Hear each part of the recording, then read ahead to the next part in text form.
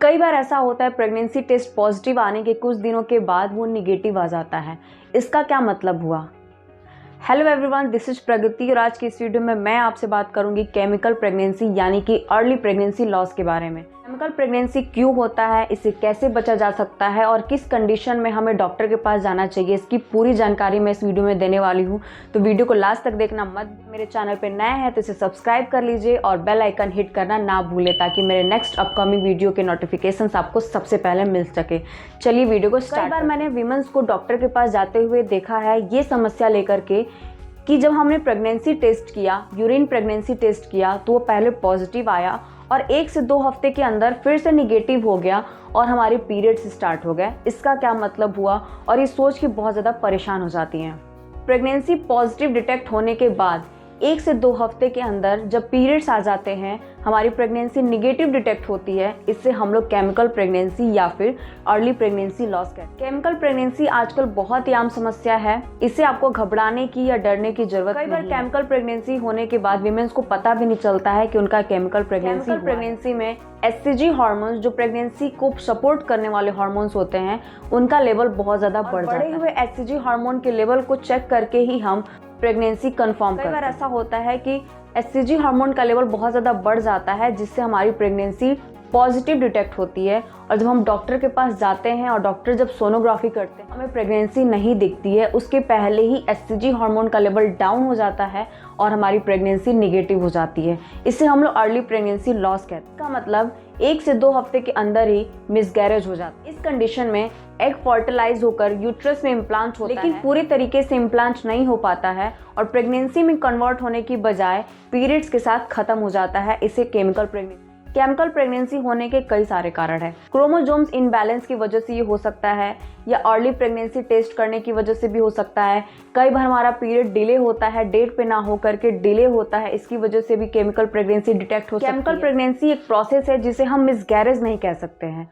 कई बार क्या होता है, विमेंस प्रेग्नेंट होने के बारे में बहुत ज़्यादा सोचने लगती हैं और जब हम सोचते हैं तो हमारा सबकॉन्शियस माइंड वर्क करने लगता है और हमें उसी तरीके के लक्षण, उसी तरीके के सिम्टम्स मिलना शुरू हो जाते हैं और हमें लगता है कि हम प्रेग्नेंट। उस दौरान हमारी पीरियड डिले होने लगता है, हार्मोन्स अप डाउन होने लगते हैं और केमिकल प्रेगनेंसी डिटेक्ट। लेकिन इसका ये मतलब नहीं कि केमिकल प्रेगनेंसी होने के बाद आपको कुछ भी उस पर एक्शन नहीं लेना है। अगर आपको एक बार केमिकल प्रेगनेंसी हो गई है तो आपको डॉक्टर से कंसल्ट करना बहुत ज़रूरी है। एक बार अपने डॉक्टर से मिलकर के बताना बहुत ज़रूरी है क्योंकि केमिकल प्रेगनेंसी होने के बाद कई बार वीकनेस होती है, इन्फेक्शन होने के चांसेस होते हैं। तो एक बार डॉक्टर से कंसल्ट करके आप इस चीज़ को कंफर्म कर लें और अगर वीकनेस या इन्फेक्शन टाइप का कुछ प्रॉब्लम हुआ है तो उसका ट्रीटमेंट तुरंत स्टार्ट करें ताकि ये तुरंत सही हो सके और आप आगे की प्लानिंग कर सकें। केमिकल प्रेगनेंसी का ट्रीटमेंट कुछ खास नहीं होता है। अगर आपको वीकनेस लग रही है केमिकल प्रेगनेंसी के बाद या फिर आपको इन्फेक्शन का खतरा है तो डॉक्टर उसका ट्रीटमेंट स्टार्ट करके उसको तुरंत सही कर देते हैं। तो डॉक्टर के पास जाना बहुत ज़रूरी है। अगर आपको केमिकल प्रेगनेंसी या अर्ली प्रेगनेंसी लॉस कई बार हो रहा है, बार बार हो रहा है, तब आपको डॉक्टर के पास जाना और उनको बताना बहुत ज़रूरी हो जाता है ताकि डॉक्टर उसको चेक कर सके और इसके होने की वजह को जान सके और इसका ट्रीटमेंट कर सके। एक बार केमिकल प्रेगनेंसी हो गई और आपको स्ट्रेस हो रहा है उसको लेकर के, आप बहुत ज़्यादा परेशान हो रही हैं, तो भी आप अपने डॉक्टर से कंसल्ट करिए, उनसे बात करिए, उनसे जानने की कोशिश करिए ताकि आपका स्ट्रेस लेवल कम हो, अपनी आगे की प्लानिंग अच्छी तरीके से, खुश तरीके से कर सकें। केमिकल प्रेगनेंसी से बचने के लिए आपको क्या करना है? केमिकल प्रेगनेंसी से बचने के लिए आपको न्यूट्रिशन का खास ख्याल रखना है।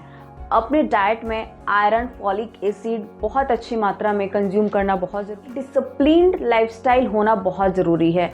अगर आप कभी भी कुछ भी खा लेती हैं, किसी भी तरीके की चीज़ें हैं, तो आपको अपने ऊपर वर्क करने की ज़रूरत है, एक डिसिप्लिन लाइफस्टाइल मेंटेन करने की ज़रूरत है। अल्कोहल, बहुत ज़्यादा कैफ़ीन, सिगरेट, स्मोकिंग, ये सब चीज़ें आपको अवॉइड करना होगा केमिकल प्रेगनेंसी से बचने के बारे में कोई भी डाउट है, कोई भी कन्फ्यूज़न है, कोई भी परेशानी है तो स्ट्रेस नहीं लेना है, परेशान नहीं होना है। तुरंत अपने डॉक्टर से मिलिए, उनसे कंसल्ट करिए और इसकी ज़्यादा से ज़्यादा जानकारी लेने की कोशिश करिए। इस वीडियो में मैंने आपको बताया कि केमिकल प्रेगनेंसी क्या होती है, इससे बचने के लिए क्या क्या कर सकते हैं और किस कंडीशन में आपको डॉक्टर के पास जाना चाहिए। तो अगर आपको वीडियो पसंद आया हो तो इसे लाइक, शेयर एंड सब्सक्राइब करना मत भूलिए। इससे रिलेटेड और जानकारी के लिए आप मेरी पहले की वीडियोज़ को देख सकते हैं जिसका लिंक मैं डिस्क्रिप्शन में दे रही हूँ। प्रेग्नेंट होने से पहले ही प्रेगनेंसी के जश्न को मनाना शुरू करिए। किसी भी तरीके के इम्बैलेंस को ठीक, खुश रहिए, हेल्दी रहिए, हंसते रहिए। नमस्ते।